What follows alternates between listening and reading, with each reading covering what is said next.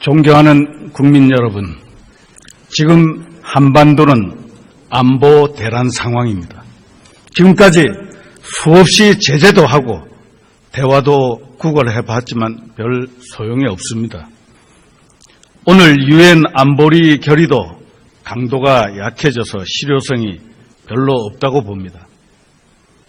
소형 핵탄두 ICBM은 거의 실전에 배치할 수 있는 단계에 왔습니다. 이미 우리는 북의 완성된 핵 독점으로 인해서 핵 인질이 되어 있습니다. 문 대통령 정부의 외교 안보 라인은 모두 경험과 전문성이 부족해서 아마추어 수준입니다. 무능, 무책임의 극치라 국민들이 걱정입니다. 평화는 구호와 구걸만으로 결코 지켜낼 수 없습니다. 힘의 우위에 바탕을 두고 전쟁에 대한 결연한 각오를 보여줄 때에 평화를 쟁취할 수 있는 것입니다. 동서고금의 역사적 교훈이요 진리입니다. 지금 이 시점에서 우리에게 필요한 것은 단 한 가지, 국력을 총동원해서 힘의 우위를 확보하는 것입니다. 국방부 장관 나오십시오.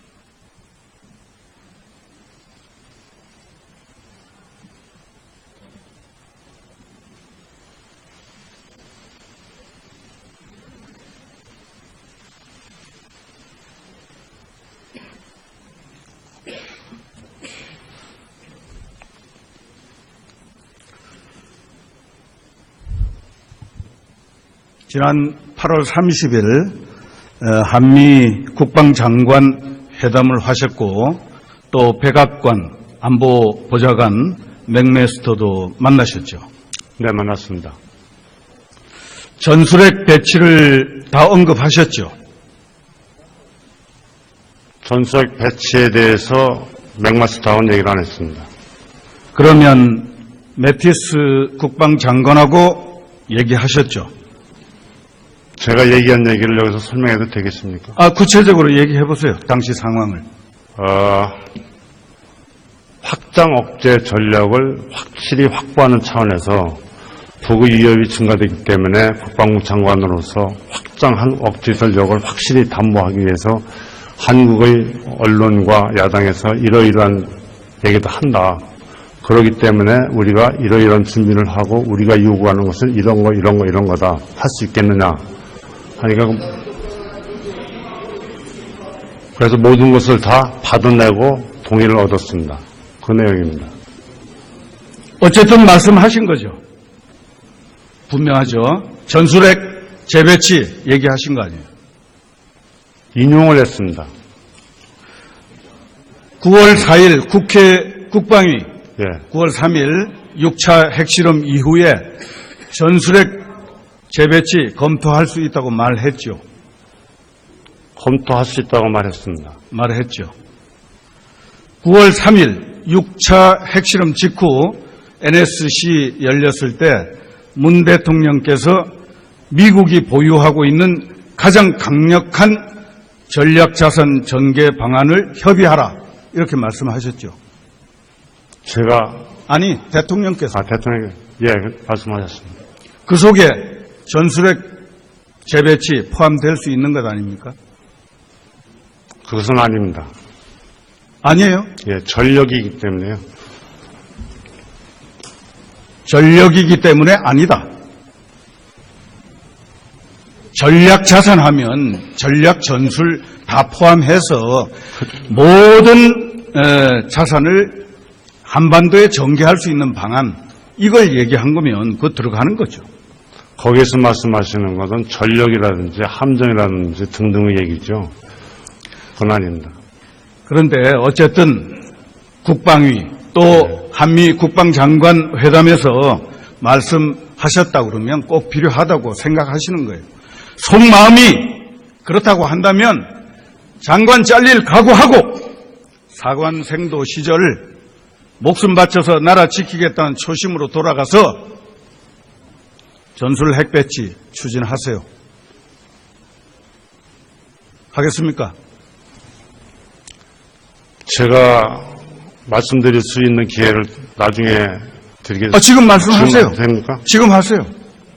제가 항상 생각하는 것은 한반도의 비핵화 정책이나 미국의 핵 확산 억제 정책은 제가 잘 알고 있습니다. 저도 동의하고 있습니다. 그러나 그런 것을 알고 있기 때문에 그에 버금가거나 그에 동등한 담보를 확보하고자 노력하는 것이 제 장관의 임무라고 생각하고 있습니다.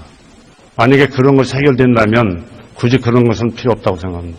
들어가시고 예. 총리 나오십시오.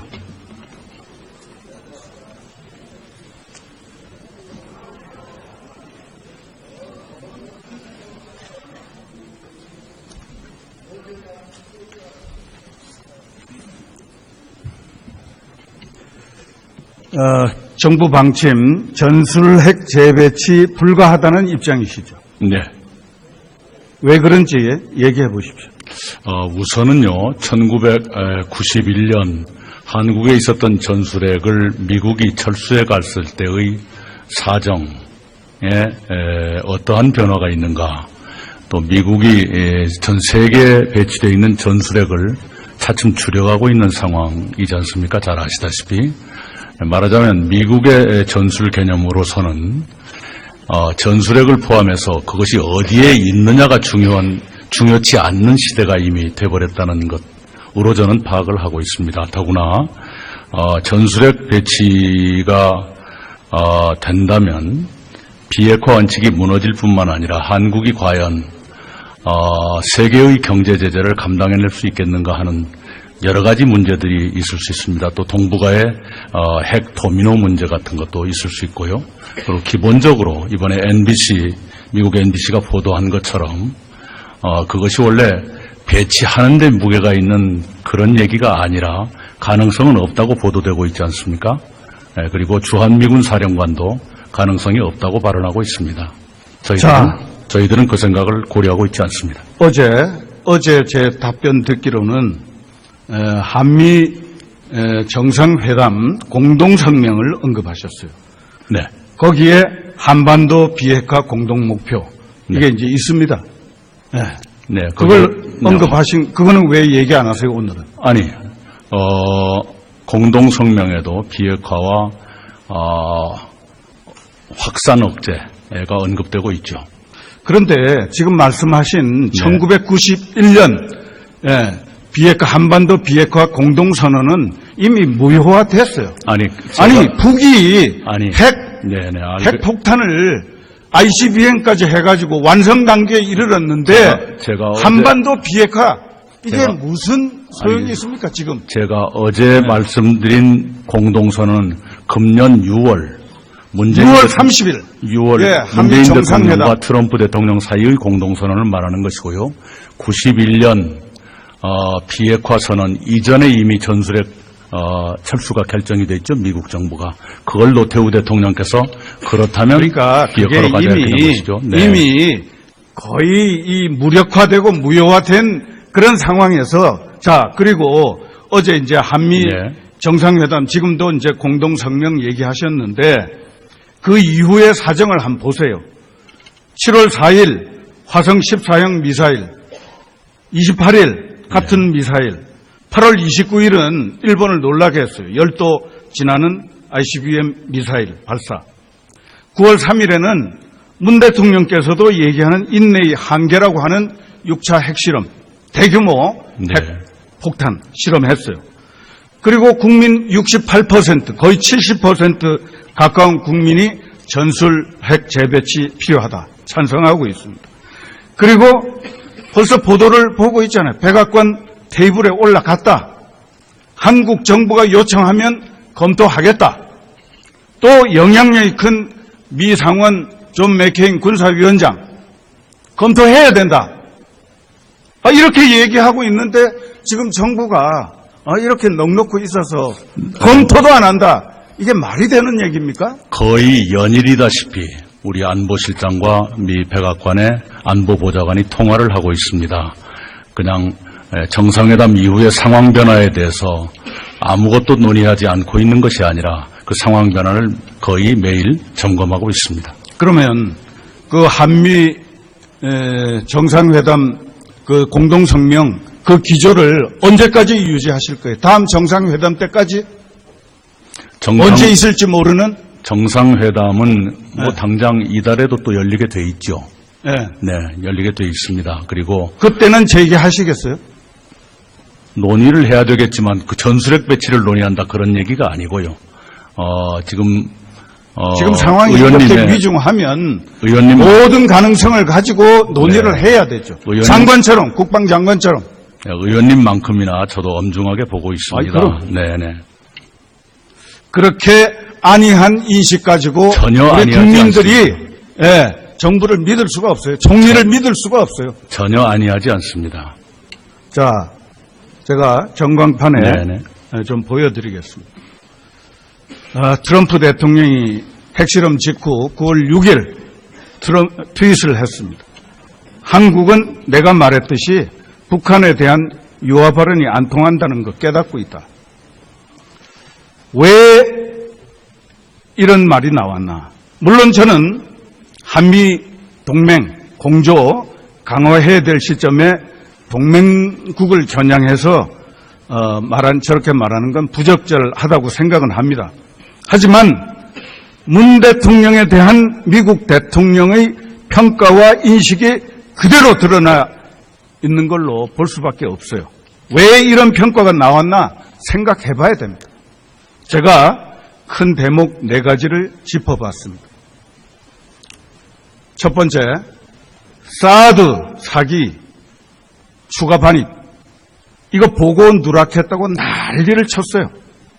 이때부터 한미 동맹 신뢰가 금가기 시작한 거예요.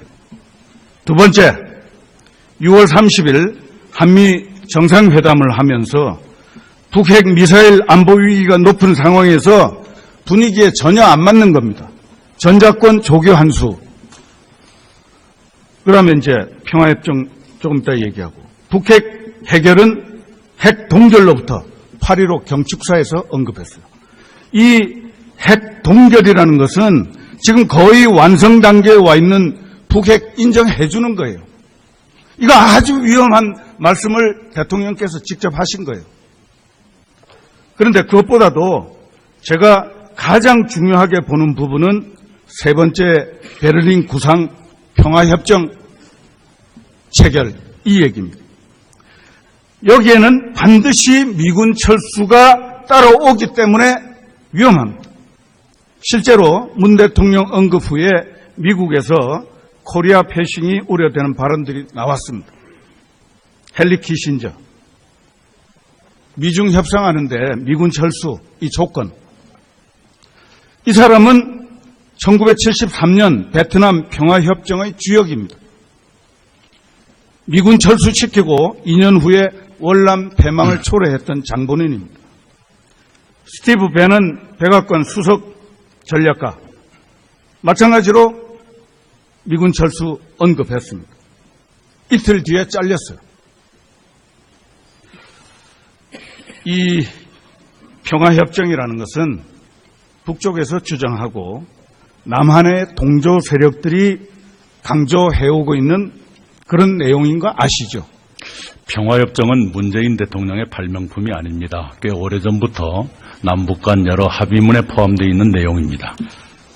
우리 내부에서 안보 위기를 가져올 수 있는 아주 위험한 발언이라고 저는 생각합니다. 총리의 의견을 말씀해봅니다. 주한미군 철수는 한국의 동의 없이는 논의될 수 없는 것이고요. 조금 전에 말씀하신 대로 주한미군 철수를 말한 사람이 경질됐지 않습니까? 네. 그러면 한미 양국 정부의 의지는 그것으로 확인되는 것이죠. 네. 그런데 이 얘기들이 문 대통령의 베를린 구상에서부터 비롯돼가지고 이게 이제 꼬리에 꼬리를 물고 거듭 말씀드리지만 평화협정은 문재인 대통령의 발명품이 아닙니다. 지금 그리고 평화협정에 대해서 우리 국민들이 굉장히 우려하고 있어요. 미군 철수가 동반되기 때문에. 그리고 전자권 조교 한수도 이것 또한 이번 문재인 대통령의 발명품이 아니라요. 가장 최근 것이 물론 해왔지만 분위기에 맞게 얘기를 해야 된다는 거예요. 2013년에 그 시점에서 얘기할 게 아닙니다. 2013년에 이미 일정한 조건 하에서의 전작권 조기환수가 박근혜 대통령과 미국 대통령 사이에 합의된 사항이고요. 그것이 그대로 한자도 바뀌지 않고 그대로 다시 프린트된 것이 이번 한미 공동선언입니다. 이제 분위기에 맞게 좀 하라는 얘기. 우리 국민들 불안하지 않게. 전작권 그걸 몰라서 제가 물어요. 예, 들어가십시오.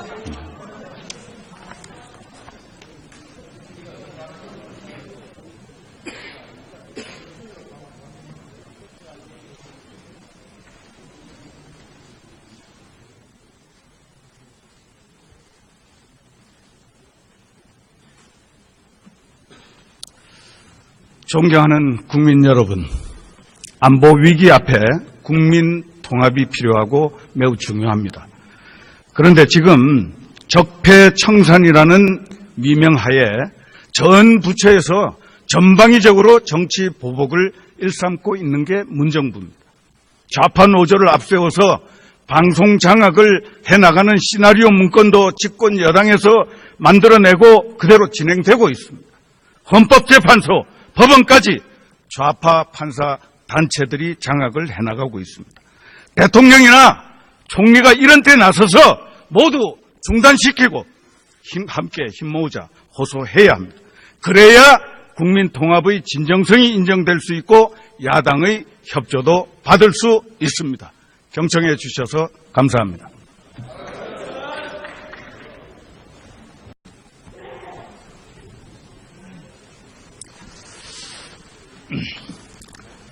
존경하는 국민 여러분, 지금 한반도는 안보 대란 상황입니다. 지금까지 수없이 제재도 하고 대화도 구걸해봤지만 별 소용이 없습니다. 오늘 유엔 안보리 결의도 강도가 약해져서 실효성이 별로 없다고 봅니다.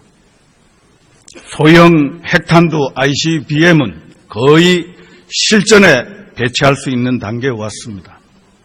이미 우리는 북의 완성된 핵 독점으로 인해서 핵 인질이 되어 있습니다. 문 대통령 정부의 외교 안보 라인은 모두 경험과 전문성이 부족해서 아마추어 수준입니다. 무능, 무책임의 극치라 국민들이 걱정입니다.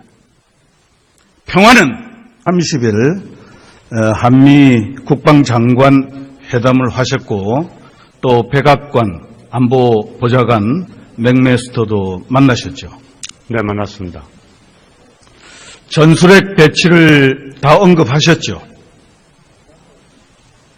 전술핵 배치에 대해서 맥마스터하고는 얘기를 안 했습니다. 그러면 매티스 국방장관하고 얘기하셨죠. 제가 얘기한 얘기를 여기서 설명해도 되겠습니까? 구체적으로 얘기해 보세요. 당시 상황을. 확장 억제 전략을 확실히 확보하는 차원에서 북의 위협이 증가되기 때문에 국방부 장관으로서 확장한 억제 전력을 확실히 담보하기 위해서 한국의 언론과 야당에서 이러이러한 얘기도 한다. 그렇기 때문에 우리가 이러이러한 준비를 하고 우리가 요구하는 것은 이런 거다. 할 수 있겠느냐. 하니까 구호와 구걸만으로 결코 지켜낼 수 없습니다. 힘의 우위에 바탕을 두고 전쟁에 대한 결연한 각오를 보여줄 때에 평화를 쟁취할 수 있는 것입니다. 동서고금의 역사적 교훈이요 진리입니다. 지금 이 시점에서 우리에게 필요한 것은 단 한 가지, 국력을 총동원해서 힘의 우위를 확보하는 것입니다. 국방부 장관 나오십시오.